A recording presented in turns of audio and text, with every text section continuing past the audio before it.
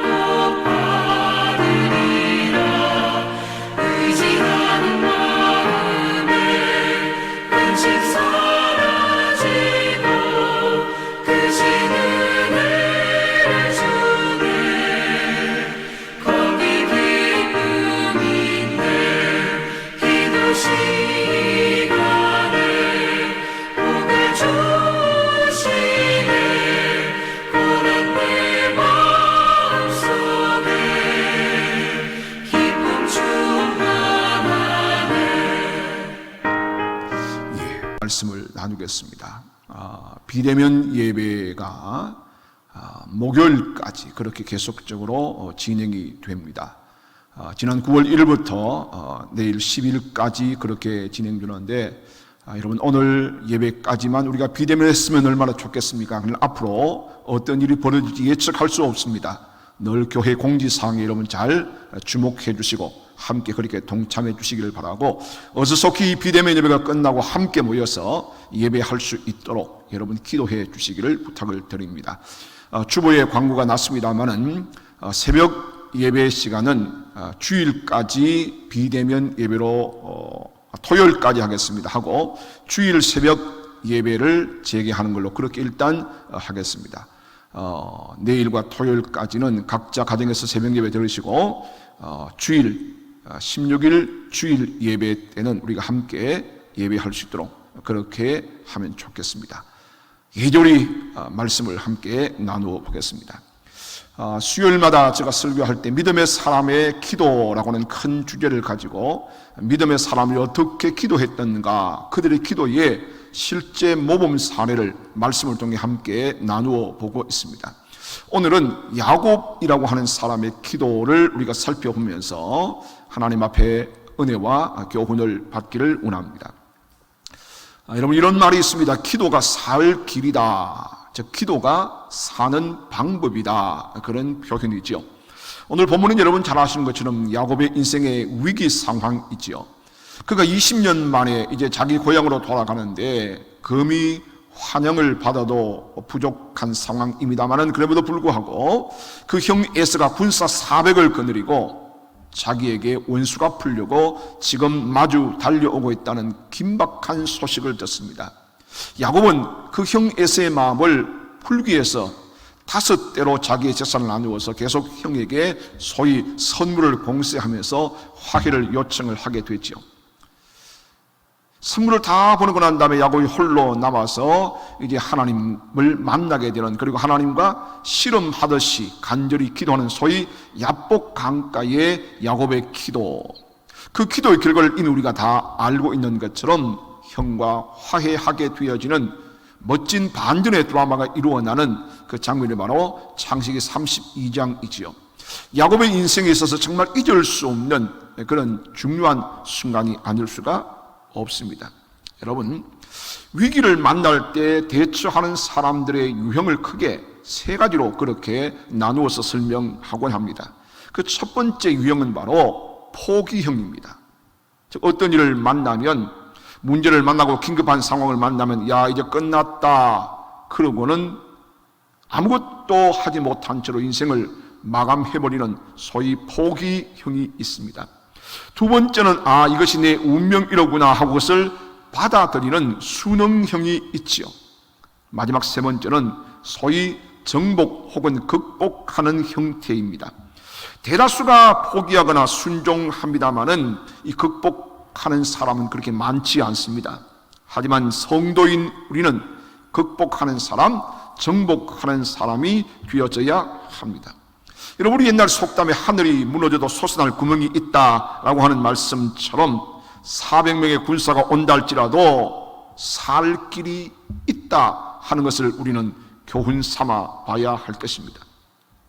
여러분, 신락원이라고 하는 유명한 글을 만들었던, 불의의 명작을 썼던 존 밀턴이라는 사람은 62세에 그 유명한 명작을 남겼습니다. 그는 감옥에서 이 책을 썼고요, 52세에 실명을 했습니다. 앞을 보지 못하는 극한 상황을 만났습니다. 설상가상으로 그의 아내마저도 잃어버리는 비극을 맞게 됩니다. 그리고 자기를 모함하는 사람들에 의해서 감옥에 갇히는 신세가 되어지죠. 수많은 난관과 어려움이 겹쳐서 그를 찾아왔습니다. 하지만 그는 그런 고난 속에서 하나님을 만나게 되어지고, 여러분, 유명한 명작, 불의의 명작이라고 하는 신락원이라고 하는 책을 써냈습니다. 그는 이런 말을 남겼습니다. 이 세상에서 정말 비참한 일은 앞을 못 보게 된 것이 아닙니다. 정말 비참한 것은 걸림돌에 걸려 넘어져 환경을 이겨낼 수 없다고 그냥 주저앉아 버리는 일이 가장 비참한 일이다 라고 했습니다. 그의 문제가 오히려 삶을 성립케 하는 기회가 되어졌습니다. 그는 포기형이나 순응형을 산 것이 아니라 극복하는 정복형 인생을 산 대표적인 사람이죠. 사랑하는 성도 여러분, 환경이 어렵고 그 환경을 극복할 능력이 자신에게 없어도 우리는 살아계신 하나님을 믿는 믿음의 사람들이 아닙니까? 야곱이 인생의 위기를 기도로 극복했던 것처럼 우리 또한 포기형이나 수능형으로 살지 마시고 인생의 어떤 어려움과 역경이 찾아온다 할지라도 믿음으로 극복하는 인생이 되어야 할 줄로 믿습니다. 오늘 두 가지를 크게 살펴보는데, 하나는 야곱이라는 사람은 어떻게 기도했던가라고 하는 문제와, 또 하나는 그 야곱의 기도의 결과가 어떠했던가 하는 것을 살펴보겠습니다. 첫 번째, 야곱은 어떻게 기도했습니까? 성경을 바라보시면 야곱은 약속을 붙잡고 기도했습니다. 즉 하나님의 언약을 붙들고 그 약속을 의지해서 하나님 앞에 기도했다는 거지요. 여러분, 하나님은 약속의 하나님이십니다. 그래서 언약을 맺으시는 하나님이라 그렇게 우리가 알고 있지 않습니까?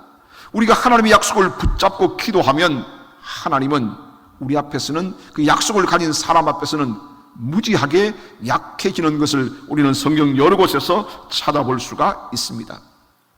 오늘 창세기 32장 9절로 12절에 보면 야곱은 하나님께서 자신에게 말씀하신 말씀을 근거로 해서 지금 급하게 나를 추격해 오는 형의 손에서 지켜달라고 하나님 앞에 기도하는 장면을 보게 되어집니다. 하나님은 그 약속을 근거로 기도하는 야곱의 기도를 외면하실 수가 없었습니다. 왜냐하면 하나님은 약속에 신실하신 분이기 때문에 그렇습니다. 여러분, 하나님이 우리에게 주신 약속이 뭘까요? 구약과 신약이라고 하는 하나님의 약속 아닙니까? 옛 약속과 새로운 약속을 하나님 주셨고, 그 약속인 하나님의 말씀을 근거로 기도하는 성도의 기도를 하나님은 외면하실 수가 없다는 겁니다. 그러면 우리가 야곱처럼 하나님 앞에 인생 역전의 성자의 인생을 살기를 원하면, 그런 기도하기를 원하면, 우리는 내 어떤 생각이나 내 사상이나 내 어떤 고집이나 내 어떤 주관에 따른 기도가 아니라 변함없는 하나님의 약속, 언약을 근거로 그 말씀을 붙들고 하나님 앞에 기도할 때 하나님이 응답을 받게 될 줄로 믿습니다. 중국 제나라의 왕이 전쟁터에서 길을 잃어버리고 말았습니다. 오도 가도 못하는 상황이 된 거지요. 그때 나이 지극히 든 신하 한 사람이 이렇게 말합니다. 왕이시여, 늙은 말을 앞장 세워가면 길을 찾을 수 있을 겁니다. 그 신하의 말대로 늙은 말을 앞장 세웠더니 그 말이 궁으로 잘 인도해서 쉽게 궁에 도착했습니다. 또 한 분은 돌아오는 길에 물이 없어서 목말라 힘들어했습니다. 그때 그 신하가 이렇게 말합니다. 왕이시여, 개미집을 찾아서 거기서 8자만 더 파면 물이 나옵니다. 그 신하의 말대로 8자를 팠더니 진짜로 물이 나와서 갈증을 해결했다 하는 그런 고사가 있습니다. 여러분, 경륜이 있는 지혜가 있는 한 신하의 말을 들어도 길을 찾고 물을 찾는다고 하면 하물며 전지하시며 전능하신 하나님의 말씀대로 살 때 길이 열리지 않겠습니까? 방법이 없겠습니까? 여러분, 그렇습니다. 하나님의 말씀은 길이 없는 곳에서 길을 만들어줍니다. 그러므로 우리의 신앙은 말씀을 따라가는 신앙이 되어져야 할 것입니다.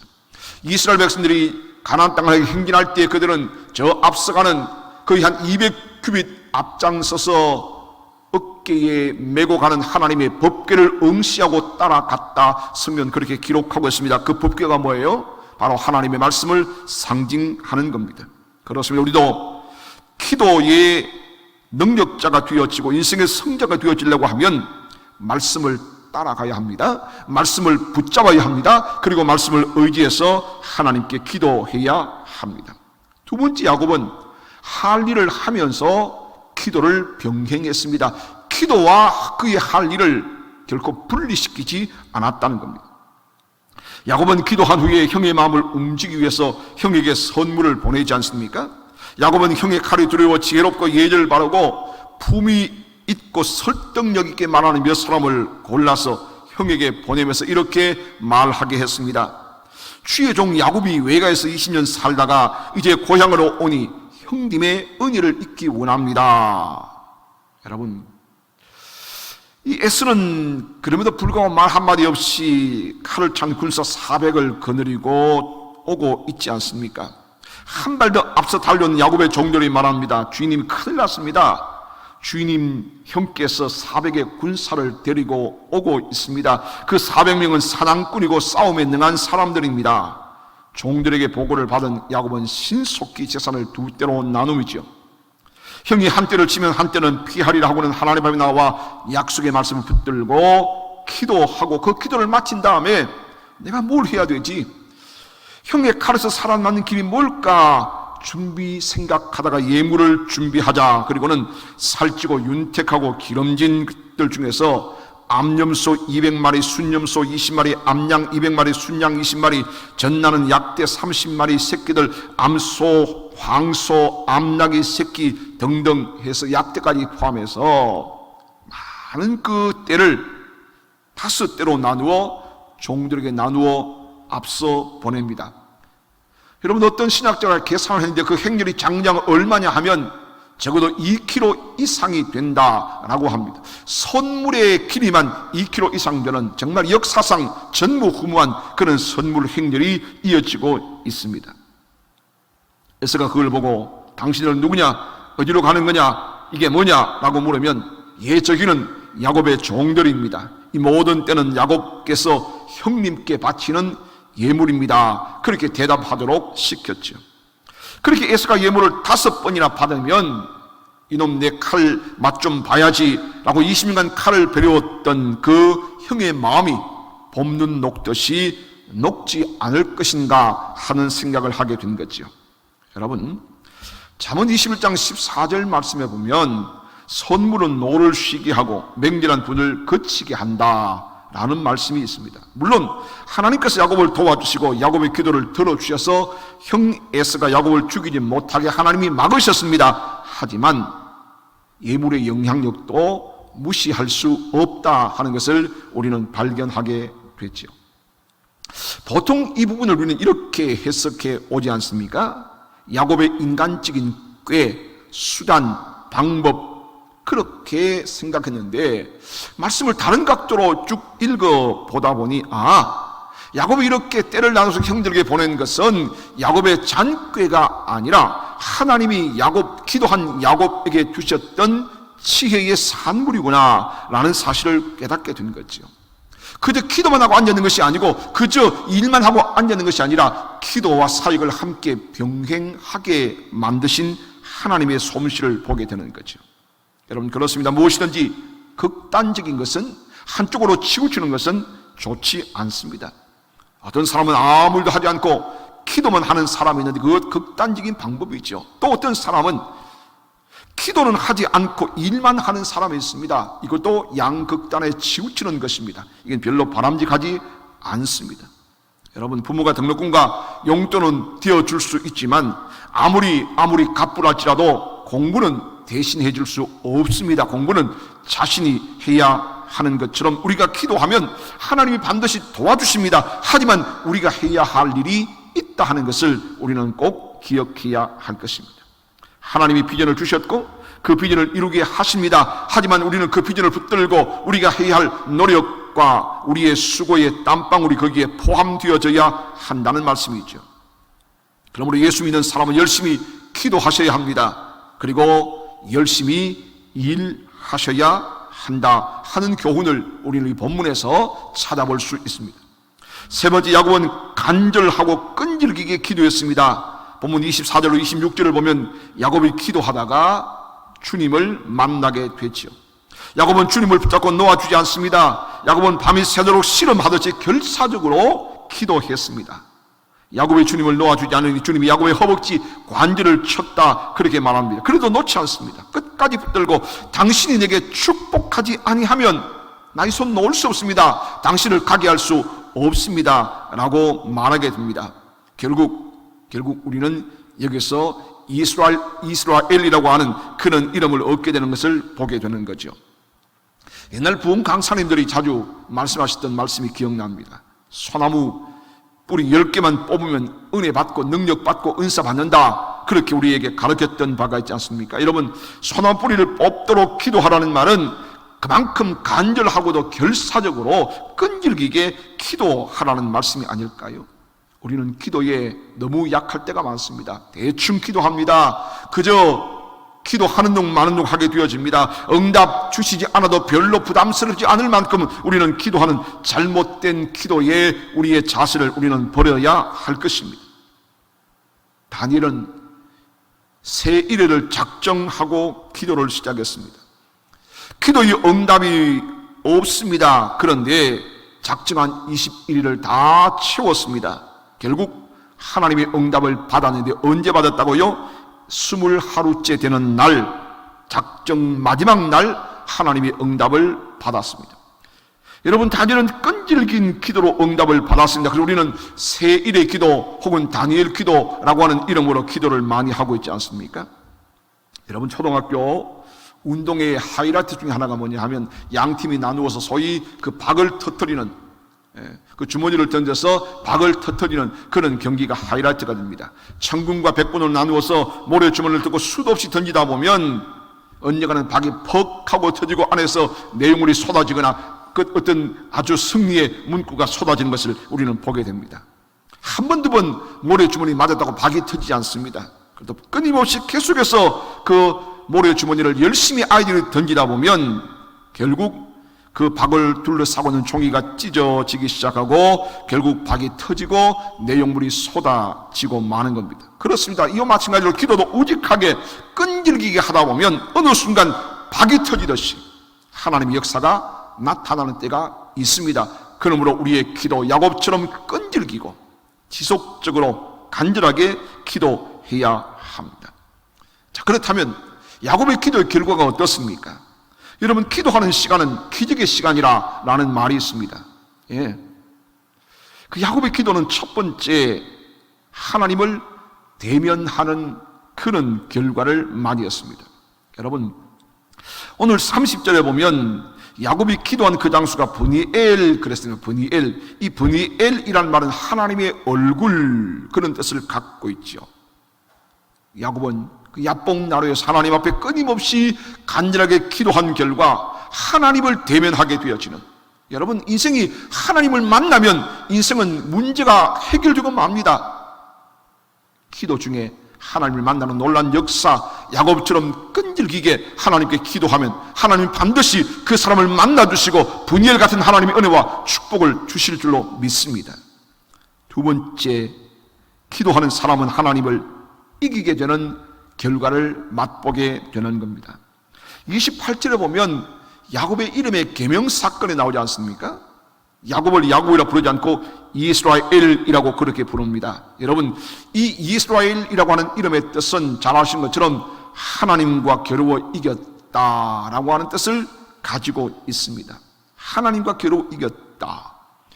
이게 무슨 뜻이냐 하면, 여러분, 가끔 우리가 아이들이 막 자라날 때 보면 아이들과 장난을 하지요. 아이들과 씨름을 하게 되어지고 아이들과 찝쩍거리며 놀이를 하게 되어지는데, 그러면 아이들이 막 아빠 등에 타기도 하고 아빠를 이겨보려고 애쓰는 아이들의 모습 앞에 대부분의 아빠들은 어느 순간 푹 하고 쓰러지면서 아이고 내가 졌다, 그렇게 아이가 이겼다고 하는 그런 선언을 해주면 아이들이 얼마나 기뻐하고 즐거워하며 팔짝팔짝 뛰게 되는 것을 보게 됩니다. 이와 마찬가지입니다. 여러분, 하나님께서 어떻게 야곱에게 지실 수 있겠습니까? 그냥 져주신 거죠. 예, 귀여운 자식에게 져주신 것처럼 여러분, 그래서 기도하는 시간에는 기적이 일어나는 시간입니다. 하나님을 이기는, 사람을 대적하는 것이 아니라 하나님과 함께 맞붙어 싸워가는, 하나님을 향하는 그런 기적을 보게 되는 거지요. 세 번째, 기도하는 시간은 그야말로 축복의 시간입니다. 오늘 본문 29절에 보면 거기서 야곱을 축복했다라는 문장이 나오지요. 야곱은 기도하다가 그 기도의 장소에서 축복을 받습니다. 여러분, 그러니 기도의 시간은 무슨 시간이라고요? 기적의 시간. 그래서 내 기도하는 그 시간 내게는 가장 귀하고 즐겁다라고 예수 성도가 고백한 이유가 바로 거기 있다는 거죠. 기도의 맛을 안 사람은, 기도의 축복을 받는 사람은 기도 시간만큼 즐겁고 기도 시간만큼 좋은 시간이 없다는 것을 경험하게 되는 겁니다. 주님이 야곱을 축복하신데 언제 했습니까? 밤을 새워 기도한 다음에 밤새껏 시루하고 동틀녘에 기도의 막바지 시간에 축복하는 거지요. 밤을 새우고 새벽녘이 되어 축복했다는 사실 앞에 우리는 좀 주목해 볼 필요가 있지 않겠습니까? 여러분, 끈질긴 기도하다 보면 하나님께서 반드시 기도에 응답하게 되어집니다. 기도하는 시간은 축복을 받는 시간입니다. 그 축복은 언제 줍니까? 하나님의 때가 되면 반드시 그 기도에 끝날 때쯤에 하나님은 응답의 복을 주시더라, 그 말입니다. 자, 그런데 이런 야곱의 기도를 통해서 어떤 기적이 일어났습니까? 기도하는 사람이 변화되는 기적이 일어났습니다. 앞서 말씀드린 것처럼 28절 이하에 야곱의 이름을 이스라엘로 바꾸어 줬습니다. 여러분, 야곱이라는 이름의 뜻은 속이는 자, 발꿈치를 잡는 자, 간사한 자, 뭐 이런 뜻을 갖고 있지 않습니까? 그런데 그는 이제 이스라엘이 되었습니다. 사람을 상대해서 사람을 이기려고 애를 쓰고 사람을 속이려고 애를 쓰고 사람 앞에 수단과 방법을 가리지 않았던 야곱이 이제는 사람이 그의 상대가 아닙니다. 그의 상대가 달라졌습니다. 이스라엘이란 이름, 하나님과 겨루어 이겼다는 이름처럼 이제 더 이상 사람과 경쟁하지 않을 수 있게 되어졌습니다. 이제 그는 하나님과 경쟁합니다. 하나님과 실험합니다. 그의 싸움은 하나님께 매어 달리는 것, 하나님 뜻대로 사는 것, 하나님께 복을 받기 위해 싸움으로 바뀌었다는 겁니다.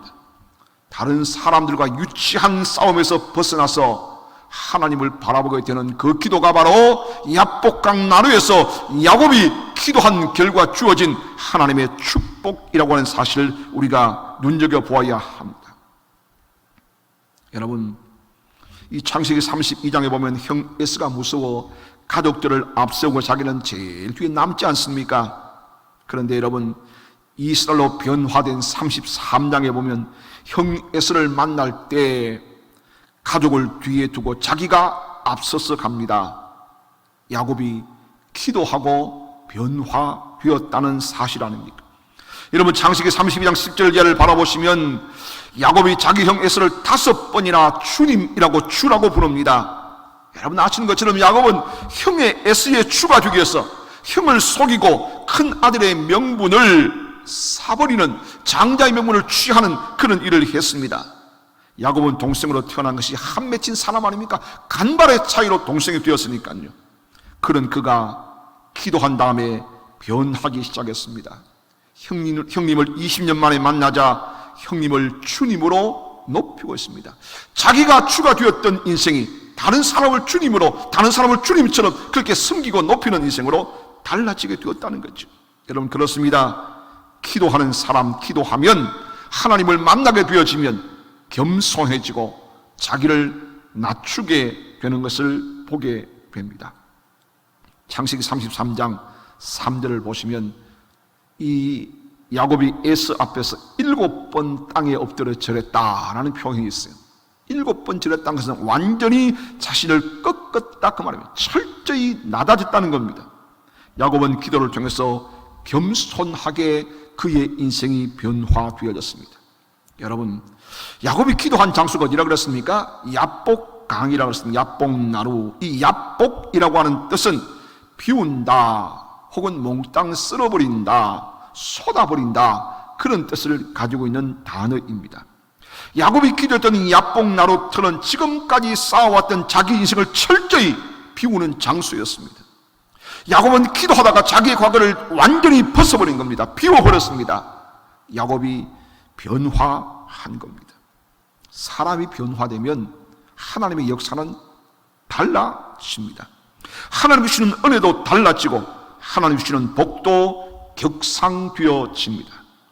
내가 변한 만큼 하나님이 주시는 은혜와 복은 풍성해지게 되는 겁니다. 야곱의 기도의 기적은 환경이 변화되는 기적이었습니다. 창세기 33장 4절을 보면 에스가 달려와서 그를 맞이하여 안고 목을 어긋 맞추고 입 맞추고 피차 울었다 그랬습니다. 여러분, 400명 군사를 이끌고 죽이겠다고 쫓아오던 에스였습니다. 그런데 동생을 만나자 끼안고 입 맞추고 대성통곡을 합니다. 그 이유가 어디 있습니까? 야곱이 목숨 걸고 하나님 앞에 기도했더니 하나님께서 그 기도에 응답하셨습니다. 하신 결과 아닙니까? 옳습니다. 내가 기도하면 먼저 내가 변화되어지고 내가 변하면 다른 사람도 변화됩니다. 이것이 기도의 공식이고 변화의 절차입니다. 근데 우리는 자꾸 다른 사람이 변화되기를 먼저 기대하는 거죠. 내가 기도해서 저 사람이 달라지기를 원하지만 그건 기도의 잘못된 생각입니다. 내가 달라지고 상대방이 달라지고 이것이 기도의 공식이고 절차라고 하는 이야기입니다. 어떤 분이 이런 말을 했습니다. 내가 청년 시절에는 세계를 변화시키게 해 주십시오 기도했다고 합니다. 중년이 되어서는 내 이웃을 변화시켜 주십시오. 나이 70이 넘어서 그는 이렇게 기도했습니다. 하나님이여 나를 변화시켜 주십시오. 내가 변하면 세상이 변하게 되어져 있다는 것을 기억해야 합니다. 말씀을 정리합시다. 여러분, 야곱처럼 인생의 위기를 만난 분이 있습니까? 야곱처럼 기도하면 됩니다. 오늘 우리가 배웠던 야곱의 기도를 우리가 묵상해 보십시오. 야곱의 기도를 들으시고 기적을 일으켜 주신 하나님은 오늘 우리가 야곱처럼 끈질기게 하나님 앞에 기도하면 응답하십니다. 그리고 야곱처럼 우리의 인생 전체를 바꾸어 줍니다. 그리고 역전의 삶의 주인공이 되게 하실 것입니다. 찰스 스윈돌 목사님의 유명한 책을 우리는 자주 접하죠. 그의 지혜라는 책에서 그는 이렇게 이야기합니다. 매일 아침 하나님께서 우리를 초대하신다. 그러면서 이렇게 기록했습니다. 오늘 어때? 나랑 같이 오늘도 살아보자. 뭐 좀 힘들다고 걱정하지 마. 넌 그저 나와 함께 있으면 되는 거야. 이게 매일 아침 우리를 초대하셔서 우리에게 말씀하시는 하나님의 음성이다. 스윈들 목사님은 그렇게 말씀하고 있습니다. 여러분, 오늘 믿음의 사람들의 기도라고 하는 주제로 야곱의 기도를 살폈습니다. 야곱처럼 문제를 만날 때마다 하나님 앞에 기도하십시다. 그리고 내가 해야 할 일을 충실히 감당하십시다. 그러면 하나님께서 반드시 응답하시고 축복해 주실 줄로 믿습니다. 이런 은혜가 있는 대목전의 모든 성도가 되시기를 예수님의 이름으로 축복합니다. 기도하겠습니다. 살아계신 하나님 아버지, 오늘 창세기 32장의 말씀을 통해서 야곱의 기도라고 하는 주제를 함께 나누었습니다.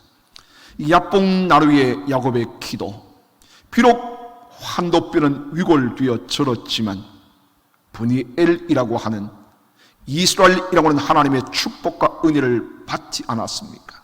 하나님, 과거 모든 것 다 쏟아내고 하나님의 은혜로 치워지며 야곱을 벗어버리고 이스라엘로 승리자로 그는 인생을 살아갔습니다. 이제는 더 이상 흑암이 그를 추격하지 못하며 그의 가는 길에 돋는 해가 솟아오르도록 축복하신 하나님 아버지, 우리 인생에도 이런 은혜와 복을 받을 수 있도록 하나님, 오늘 이 시간 이 자리가 우리 인생의 야복 나루가 될 수 있도록 하나님 축복해 주시고, 우리의 삶이 힘들고 어려울 때마다 우리 또한 야복 나루를 만날 수 있는 은혜를 베풀어 주시옵소서. 코로나의 어렵고 힘든 상황을 하나님 우리가 지나가고 있습니다. 속히 해결받고 온 성도가 한 자리에 모여 하나님 앞에 예배할 수 있도록 하나님 복을 베풀어 주옵소서. 흩어진 모든 성도들의 삶을 주께서 지켜주시고 평안케 해 주시기를 원합니다. 예수님의 귀하신 이름으로 기도하오며 주 예수 그리스도의 은혜와 하나님 아버지의 사랑과 성령의 교통기로 충만 역사하심이 영원토록 함께 있을지어다. 아멘.